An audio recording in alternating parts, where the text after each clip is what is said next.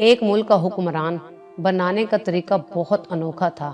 وہ ہر سال کے پہلے دن اپنا بادشاہ بدل لیتے تھے۔ سال کے آخری دن جو بھی سب سے پہلے ملک کی حدود میں داخل ہوتا تو اسے نیا بادشاہ منتخب کر لیتے تھے، اور موجودہ بادشاہ کو علاقہ غیر یعنی کسی ایسی جگہ چھوڑ آتے جہاں صرف سانپ بچھو ہوتے اور کھانے پینے کے لیے کچھ بھی نہ تھا۔ اگر وہ سانپ بچھوؤں سے کسی نہ کسی طرح بچ جاتا تو بھوک پیاس سے مر جاتا۔ کتنے ہی بادشاہ ایسے ہی ایک سال کی بادشاہی کے بعد اس علاقہ غیر میں جا کر مر کھپ گئے۔ اس دفعہ شہر میں داخل ہونے والا نوجوان کسی دور دراز کے علاقے کا لگ رہا تھا۔ سب لوگوں نے آگے بڑھ کر اسے مبارکباد دی اور اسے بتایا کہ آپ کو اس ملک کا بادشاہ چن لیا گیا ہے، اور اسے بڑے اعزاز کے ساتھ محل میں لے گئے۔ وہ حیران بھی ہوا اور خوش بھی۔ تخت پر بیٹھتے ہی اس نے پوچھا کہ مجھ سے پہلا بادشاہ کہاں گیا؟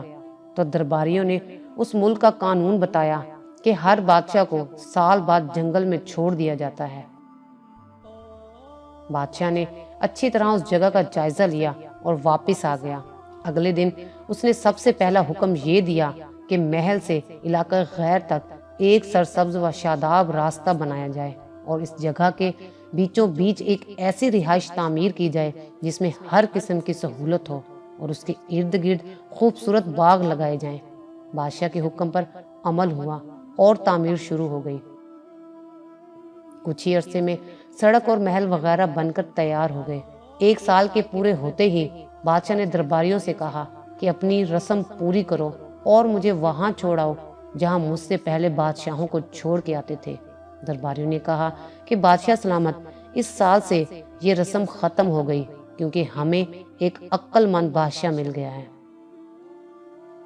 وہاں تو ہم ان بیوقوف بادشاہوں کو چھوڑ کر آتے تھے جو ایک سال کی بادشاہی کے مزے میں باقی کی زندگی کو بھول جاتے اور اپنے لیے کوئی انتظام نہ کرتے، لیکن آپ نے عقل مندی کا مظاہرہ کیا کہ آنے والے وقت کا خیال رکھا اور عمدہ بندوبست فرما لیا۔ ہمیں ایسے ہی عقل مند بادشاہ کی ضرورت تھی۔ اب آپ آرام سے ساری زندگی ہم پر حکومت کریں۔ اس انوکھے ملک کا نام دنیا ہے۔ وہ دنیا بادشاہ، میں اور آپ ہیں، اور علاقہ غیر ہماری قبر ہے۔